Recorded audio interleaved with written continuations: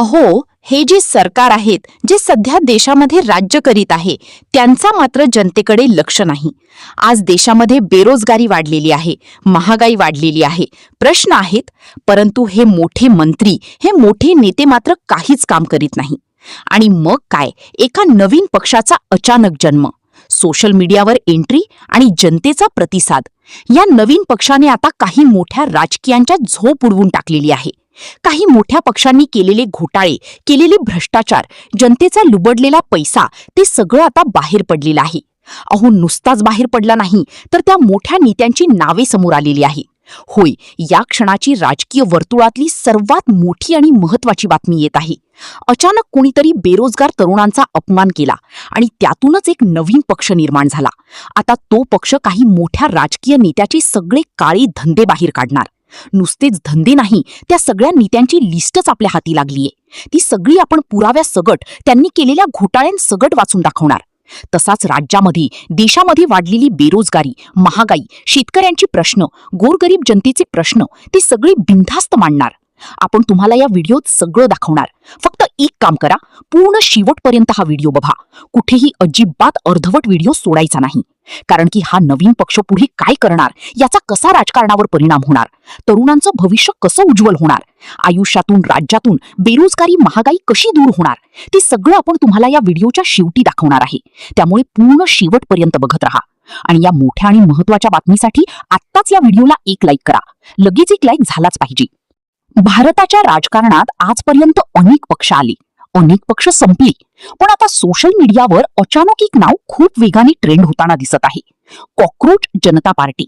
काही लोक याला मीम समजतात, काही लोक याला सटायर मुवमेंट म्हणतात, तर काही लोक म्हणत आहेत की ही भविष्यातील डिजिटल पॉलिटिक्सची सुरुवात असू शकते. सगळ्यात मोठा प्रश्न आहे, ही पार्टी नेमकी काय करू पाहते आहे आणि याचा भारतीय जनता पक्षावर परिणाम होऊ शकतो का? आज देशात अनेक मुद्दे लोकांच्या मनात आहेत. बेरोजगारी, महागाई, पेपरफुटी, शेतकऱ्यांचे प्रश्न, सोशल मीडिया सेन्सॉरशिप आणि वाढती नाराजी. अनेक तरुणांना वाटतं की मोठे पक्ष फक्त प्रचार करतात, पण सामान्य माणसाचा आवाज कुठेतरी हरवतोय. आणि हाच मुद्दा कॉकरोच जनता पार्टी पकडताना दिसते. ही पार्टी ट्रेडिशनल पॉलिटिक्सपेक्षा इंटरनेट पॉलिटिक्सवर जास्त फोकस करताना दिसते. पूर्वी राजकारण सभा आणि पोस्टरवर चालायचं, पण आता रील्स, मीम्स, व्हायरल व्हिडिओज आणि सोशल मीडिया ट्रेंड्सवर चालतं. आणि इथेच ही पार्टी चर्चेत येते. कारण भारतीय जनता पक्षाची सर्वात मोठी ताकद म्हणजे मजबूत online support system. Twitter trends, WhatsApp network, Instagram reels, YouTube प्रचार. पण जर त्याच सोशल मीडिया मैदानात नवीन अग्रेसिव्ह डिजिटल मुवमेंट उतरली, तर काही प्रमाणात युवा मतदारांचं लक्ष तिकडे जाऊ शकतं. विशेषतः ते तरुण जे सध्या सिस्टमवर नाराज आहेत.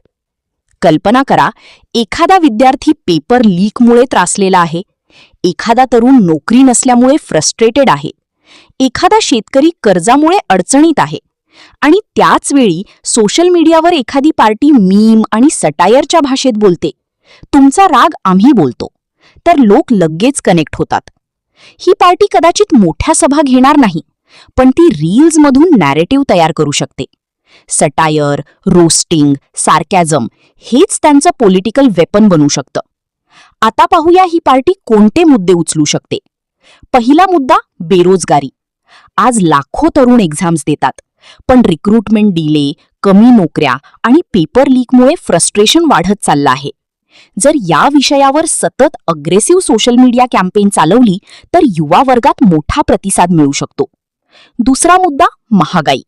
पेट्रोल, गॅस सिलेंडर, दैनंदिन वस्तू, सामान्य माणसाच्या खिशावर ताण वाढत चालला आहे. आणि सोशल मीडियावर जेव्हा हे मुद्दे मीम फॉर्मॅटमध्ये मांडले जातात, ते खूप वेगाने व्हायरल होतात. तिसरा मुद्दा, सोशल मीडिया फ्रीडम. अनेक लोकांना वाटतं की काही मतं दाबली जातात. जर कॉकरोच जनता पार्टी स्वतःला फ्री स्पीचचा चेहरा म्हणून दाखवू लागली, तर इंटरनेटवर सपोर्ट वाढू शकतो. चौथा मुद्दा, भ्रष्टाचार आणि लाईफस्टाईल पॉलिटिक्स. मोठे नेते लक्झरीमध्ये जगतात आणि सामान्य माणूस स्ट्रगल करतो. हा कॉन्ट्रास्ट दाखवून इमोशनल नॅरेटिव्ह तयार केलं जाऊ शकतं.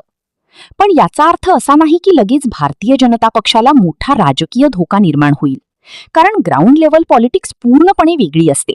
भारतीय जनता पक्षाकडे मजबूत संघटना आहे, मोठं नेतृत्व आहे आणि मोठा लॉयल वोटर बेस आहे. पण सोशल मीडियावर परसेप्शन बदलू लागलं तर त्याचा परिणाम हळूहळू राजकारणावर दिसू शकतो. आजच्या काळात एक व्हायरल रील, एक ट्रेंड, एक मीम कधीकधी मोठ्या भाषणापेक्षा जास्त प्रभाव टाकतो. याच कारणामुळे सोशल मीडिया आधारित मुवमेंट्सकडे मोठे पक्ष गंभीरपणे पाहतात. कारण आजचं राजकारण फक्त मैदानात लढलं जात नाही, तर मोबाईलच्या स्क्रीनवरही लढलं जातं.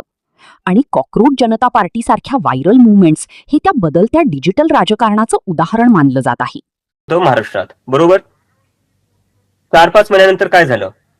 तीच भाजप एकदमच 132 सीटा घेऊन होती, ज्या त्यांना पीक मोदी वेव्ह मध्ये पण नव्हत्या आल्या.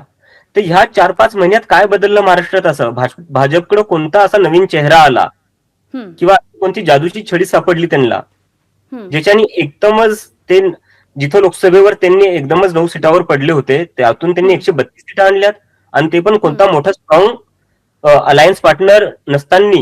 एका टाइमला शिवसेना होती तेव्हा त्यांच्यासोबत, ती शिवसेना असताना त्यांच्या एवढ्या सीटा आल्या नव्हत्या.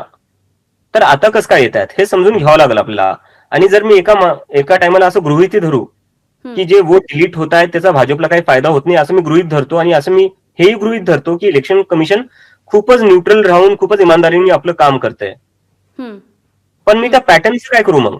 की जिथं जिथं वोट डिलीट होत आहे तिथं तिथं फक्त भाजपला फायदा होतोय आणि तिथं तिथं अपोजिशनला नुकसान होतंय. ह्या पॅटर्नचं हा पॅटर्न काय सांगतंय? बरं, अभिजितजी, तुम्ही आता भाजपचा उल्लेख केलात म्हणून आपल्याला ही गोष्ट लक्षात घेतली पाहिजे की भाजपचं जे सोशल मीडिया अकाउंट आहे त्यांचे फॉलोअर्स किंवा त्यांना मिळणारा जो प्रतिसाद आहे त्याच्यापेक्षा तुम्हाला मिळणारा जो प्रतिसाद आहे तो अधिक आहे. तर याच्या पुढे जाऊन मला असं विचारायचं आहे की हा जो रोख आहे तो केवळ भाजपसाठी असणार आहे की मग एकूणच यंत्रणेविषयी आणि सगळ्याच सर्वसमावेशक राजकारण्यांविषयी तुमचं हे भाष्य असणार आहे? माझं हे एकंदरीत पूर्ण सिस्टमसाठी आहे. आज भाजप बसलेली आहे, ठीक आहे, उद्या दुसरा कोणता पक्ष असेल, जो कोणी पक्ष या देशाचं जे इन्स्टिट्यूशन्स आहे त्यांची ती इंटिग्रिटी नाही वाचू शकत, त्यांची ती क्रेडिबिलिटी जर नीट नाही ठेवणार, तर मग लोकतंत्र कशाचा राहिला आपला देश? आपला हा म्हणजे खूप गंभीर विषय आहे. आपल्या देशात काय चाललंय हे असं कुठल्याच लोकतांत्रिक देशात नाही झालं पाहिजे. जगातली कुठलीच डेमोक्रेसी अशी नाही चालत. आपल्या इथं काहीतरी जगावेगळंच होऊ लागलं, जिथं निवडणुकीचा अर्थ काय असतो किंवा डेमोक्रेसीचा अर्थ काय असतो? वोटर्स गव्हर्नमेंट निवड करतात, बरोबर? आपल्या इथं काय होतंय? गव्हर्नमेंट डिसाईड करतीये, गव्हर्नमेंट सिलेक्ट करते की वोट कोण करणार. आपल्या इथं उलटी डेमोक्रेसीचं एकदम उलट चालू आहे आपल्या इथं. हे कधीपर्यंत चालणार?